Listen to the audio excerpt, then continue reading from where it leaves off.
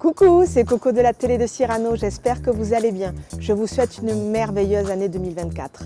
Et justement, en cette nouvelle année, plein de beaux reportages à la télé de Cyrano. Et on commencera l'année en musique au Centre culturel avec le concert du Nouvel An de l'Union musicale de Bergerac. Avant de partir découvrir, entre autres, les secrets de fabrication de la galette des rois chez Guillaume Portier, notre commerçant du mois. Enfin, pour terminer l'émission, Chloé nous montre sa nouvelle recette de janvier. Allez, suivez-moi!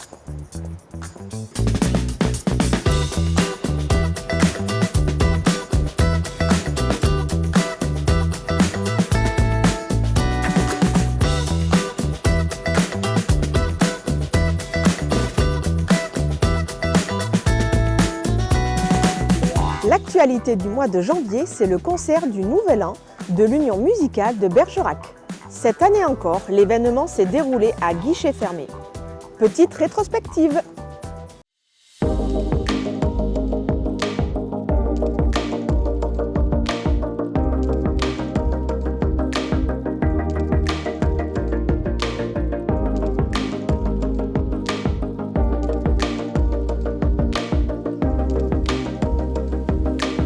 Les concerts du Nouvel An, c'est un peu une institution sur le Bergeracois, puisque c'est en 2003 qu'on commençait les premiers concerts du Nouvel An avec une seule date. Et puis dès l'année suivante, il a fallu faire 2 dates sur le week-end, puisque la salle du centre culturel était remplie. Et cette histoire continue et continue encore et encore. Et c'est une très belle histoire de passion et de partage avec le public bergeracois pendant tout un week-end. Bon concert à vous. Je vais voir des amis jouer. Et pour l'UMB, faisant partie de l'UMB, ancien membre, c'est le plus beau concert de l'année. Et jouer dans une salle comme celle-ci à Bergerac, c'est très intéressant.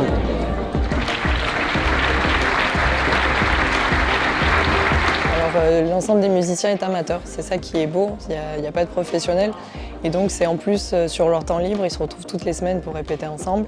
Et il y a du plus jeune au plus ancien, c'est vraiment une grande famille intergénérationnelle qui travaille ensemble pour partager après avec le public le plaisir de jouer ensemble. C'est vrai que ce côté multigénérationnel permet de tous se rapprocher et c'est vrai qu'on partage tous un moment ensemble et ça permet de rapprocher les générations entre elles.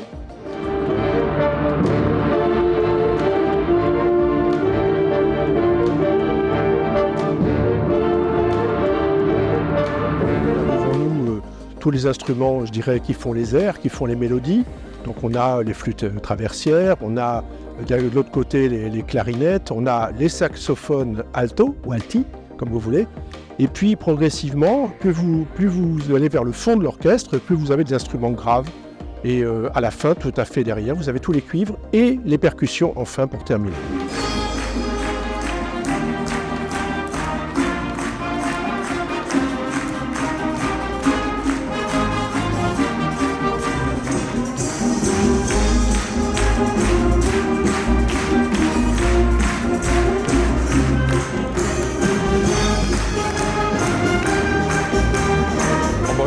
C'était remarquable, hein. C'était la première fois que l'on venait là, et on n'a pas du tout été déçus. Hein. Le dernier morceau, là, Carmina Burana, c'était magnifique. Hein. Non, c'est vraiment, il y a une bonne ambiance, c'est agréable. Voilà.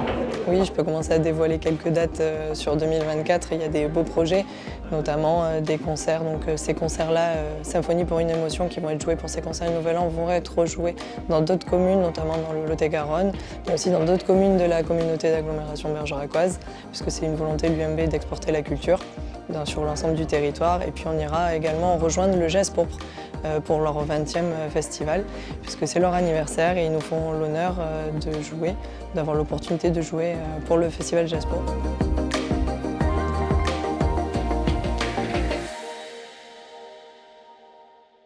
Le mois de janvier, c'est également l'occasion de se régaler seul ou accompagné autour d'une galette des rois. Et ça tombe bien, notre commerçant du mois en fait des délicieuses. Guillaume Portier a ouvert les gourmandises de Maxime il y a 2 ans et s'impose comme un des boulangers pâtissiers de référence à Bergerac. Découverte!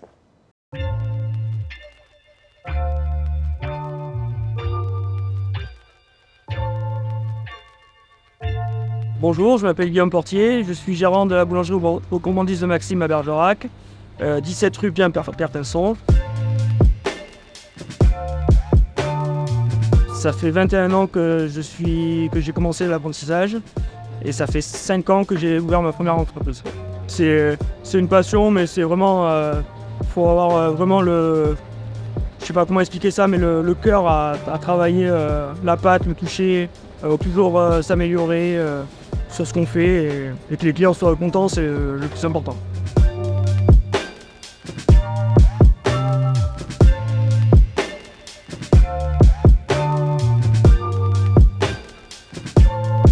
Oui, cette période c'est la galette.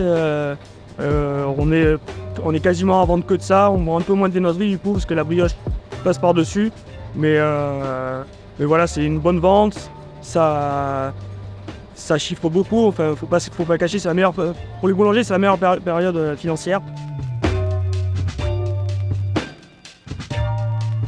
Alors pour démarrer déjà, il faut pétrir du feuilletage. Donc c'est farine, eau, sel. Et moi je mets un petit peu de beurre dedans, ça sonne bien. Beurre fondu. Ensuite on laisse reposer que la pâte refroidisse bien.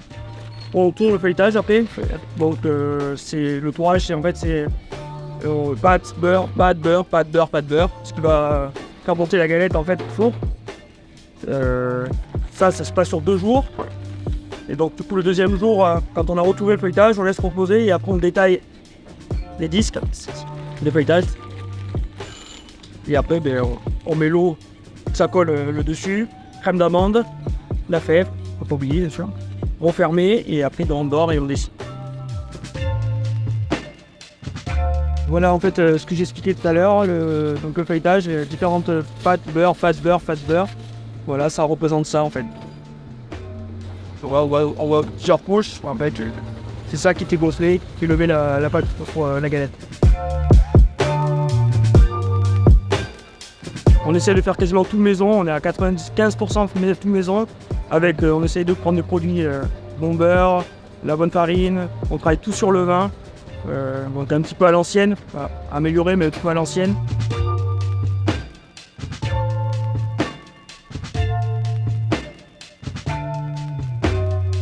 C'est une affaire familiale, ma femme a voulu me suivre dans le projet il y a 5 ans. Maintenant j'ai embauché ma mère depuis qu'on est à Bergerac. Donc voilà, c'est vraiment familial, les enfants sont tout le temps avec nous dans son île, c'est vraiment familial. Je vous mets la fève à l'intérieur, vous la glisserez. Alors, retrouvez-moi au gourmandise de Maxime, 17 rue Perpinçon à Bergerac.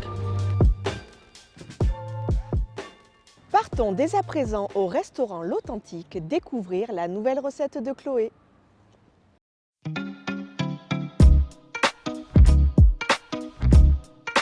Salut à tous, c'est Claude de l'Authentique et aujourd'hui on se retrouve pour une recette de pâte au chou-fleur.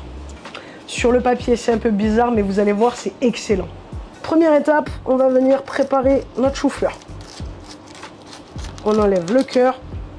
Si jamais vous avez projet de faire une soupe ou un bouillon, vous pouvez garder toutes les feuilles et le cœur, ça ira dedans. Comme ça, on jette rien. Une fois qu'on a préparé notre chou-fleur, on va venir simplement tailler les sommités.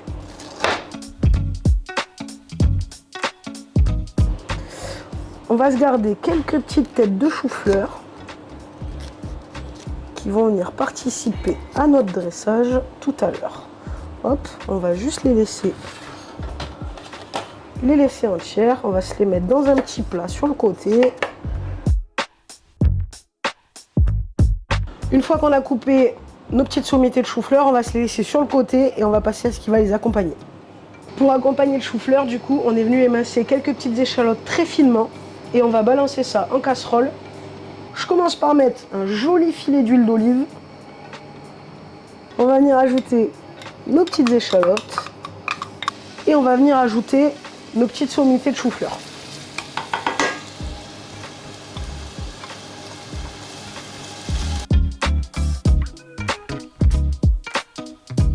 Ok, donc là, on va bien laisser saisir et une fois que ça commence à colorer un petit peu, on va juste venir ajouter un tout petit peu d'eau. Alors, si vous avez les pâtes qui sont en train de cuire à côté, vous pouvez mettre l'eau de cuisson des pâtes, ça fonctionne. Tac, moi j'ai triché, j'ai fait cuire mes pâtes hier. Et là, on va laisser venir cuire ça environ 10-15 minutes, tranquillement. Pendant ce temps-là, on va s'occuper des sommités de chou-fleur qu'on a gardées de côté. On va simplement venir les assaisonner avec un petit peu d'huile d'olive. On a préparé un petit mélange curry, ail en poudre et paprika.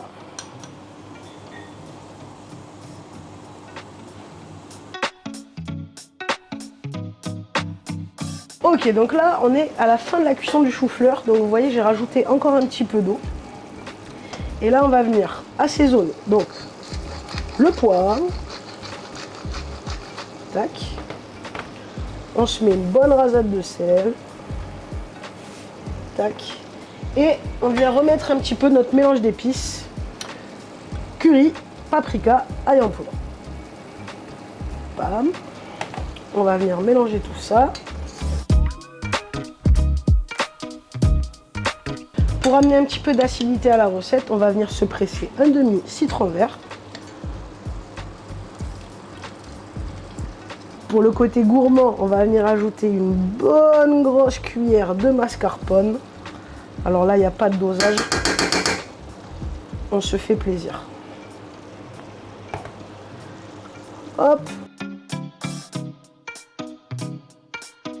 Une fois que le mascarpone a bien fondu, hop. Qui dit pâte, dit parmesan. Donc on va venir se faire plaisir et ajouter pas mal de parmesan. Donc là c'est pareil, c'est un peu selon les goûts. Moi j'aime quand il y en a pas mal.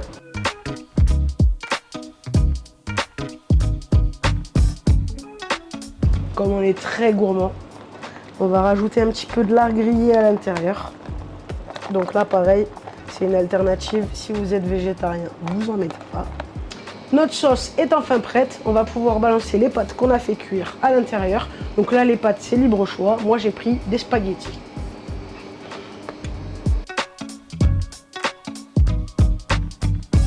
Waouh! Ça donne déjà très envie.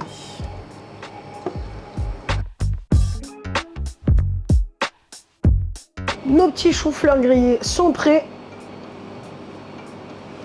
Nos pâtes sont prêtes. On passe au dressage.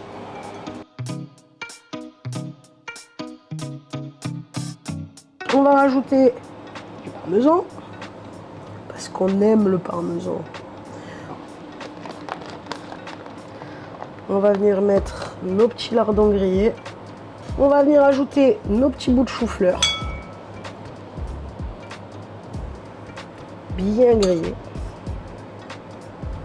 Et on va finir avec une pluie d'oignons frits.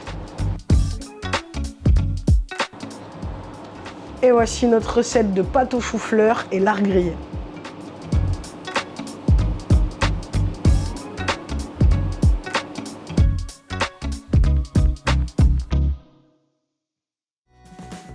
Et voilà, la télé de Cyrano, c'est terminé pour ce mois de janvier. Nous remercions bien évidemment à la réalisation 24 Prod, le restaurant L'Authentique avec ses merveilleuses recettes de Chloé. Et on se dit au mois de février. À bientôt!